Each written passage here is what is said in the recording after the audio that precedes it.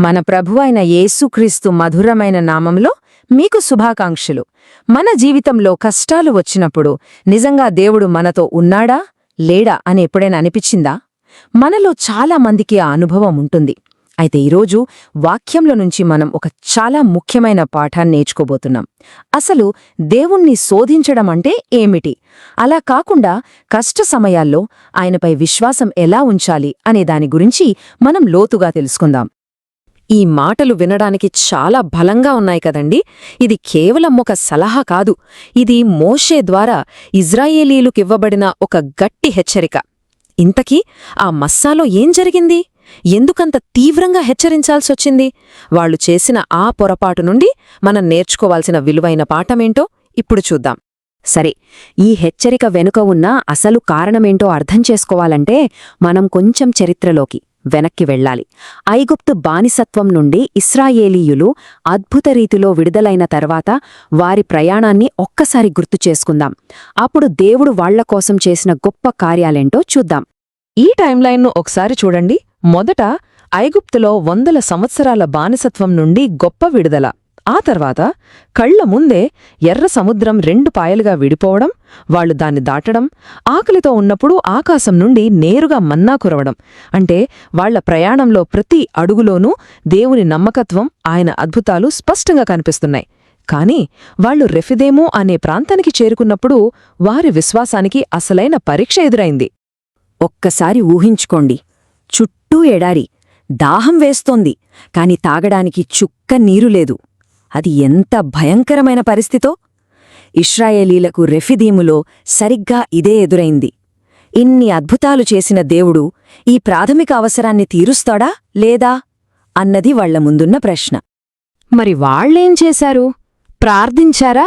అబ్బే లేదు. వాళ్లు తమ నాయకుడైన మోషే మీద తిరగబడ్డారు, గొడవపడ్డారు. వాళ్ల మాటల్లో వినయం లేదు, విశ్వాసం లేదు. మాకు తాగడానికి నీళ్లివ్వు అని డిమాండ్ చేశారు. ఇది కేవలం ఫిర్యాదు మాత్రమే కాదు, ఇది అవిశ్వాసంతో కూడిన ఒక డిమాండ్. ఇక్కడే అసలు సమస్య మొదలైంది. వాళ్లది కేవలం నీటికోసం అడిగే ప్రశ్న కాదు, వాళ్లు దేవుని ఉనికినే ప్రశ్నించారు. అసలు యెహోవా మనతో ఉన్నాడో లేడో అని అడగడమంటే దానర్థమేంటి? ఆయన శక్తిని, ఆయన ప్రేమను, ఆయన సన్నిధిని అవమానించటమే కదా. కళ్లారా ఎన్నో అద్భుతాలు చూసిన తర్వాత కూడా ఈ సందేహం రావడం ఎంత విచారకరం! అంటే ఒక రకంగా దేవునికే ఒక కండిషన్ పెట్టారన్మాట. దేవుడా, నువ్వు మాకు నీళ్లు ఇస్తేనే నిన్ను నమ్ముతాం, నువ్వు మాతో ఉన్నావని ఒప్పుకుంటాం, లేకపోతే నువ్వు మమ్మల్ని వదిలేశావనుకుంటావు. ఇది నిజమైన విశ్వాసం కాదు గదా. ఇది పరిస్థితులు బాగుంటేనే నమ్మే ఒక సౌకర్యవంతమైన నమ్మకం మాత్రమే. ఈ కథ ఎప్పుడో 1000 సంవత్సరాల క్రితం జరిగిందే అయినా ఇది మన అందరి హృదయాలకు ఒక అద్దం లాంటిది. మన జీవితంలో కష్టాలు, ఇబ్బందులు వచ్చినప్పుడు మనం కూడా ఇశ్రాయేలీయులు ప్రవర్తించినట్టే ప్రవర్తించే ప్రమాదం చాలా ఉంది. ఒక్కసారి నిజాయితీగా మనల్ని మనం ప్రశ్నించుకుందాం. మనలో ఎప్పుడైనా ఇలాంటి ఆలోచన రాలేదా?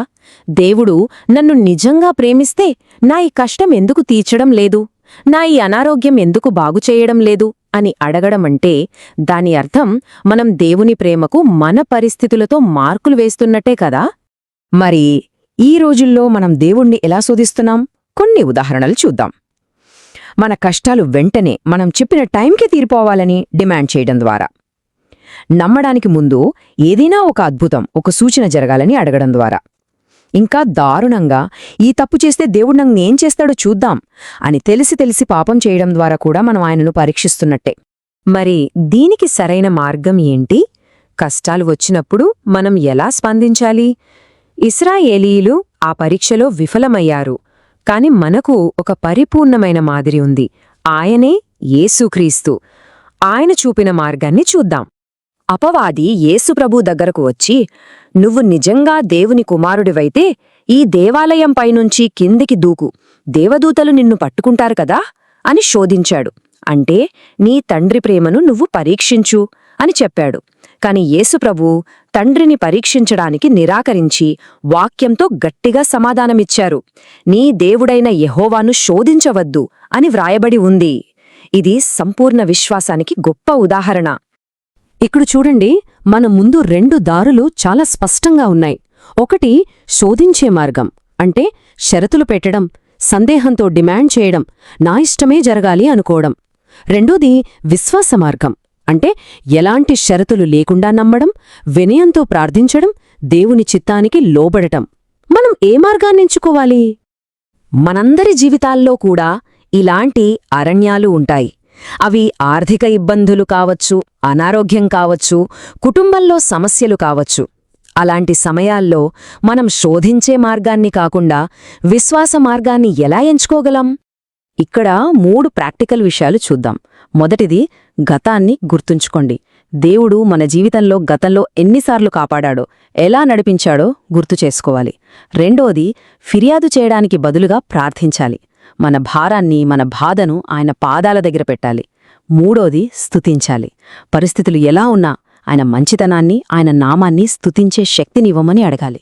కాబట్టి చివరిగా మనం ఆలోచించాల్సిన ప్రశ్న ఇదే: మన జీవితంలో వచ్చే మస్సలాంటి పరిస్థితులలో, అంటే నీళ్లు లేని ఆ ఎడారిలాంటి కష్టాలలో మన ప్రతిస్పందన ఎలా ఉంటుంది? మనం దేవుణ్ణి శోధిస్తామా, లేక ఆయనపై సంపూర్ణంగా విశ్వాసముంచుతామా? ఈ నిర్ణయం మన చేతుల్లోనే ఉంది. ఈ మాటలను ప్రభువు స్వయంగా ఆశీర్వదించునుగాక. ఆమెన్.